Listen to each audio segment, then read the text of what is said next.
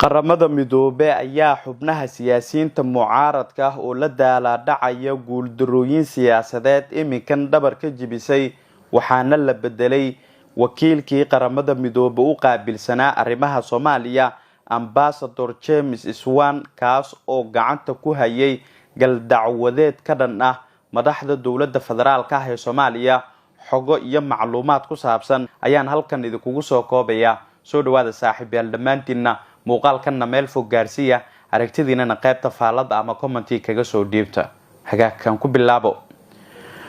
macluumaad soo baxaya ayaa sheegaya in qaramada midoobe ay qaaday tallaabo u muuqata mid dabarjibin xoogan ku ah xubnaha siyaasiyiinta mucaaradka ah ee Soomaaliya kuwaas oo la daala dhacaya guuldarooyin siyaasadeed oo ka soo wajahay dhinaca villa Soomaaliya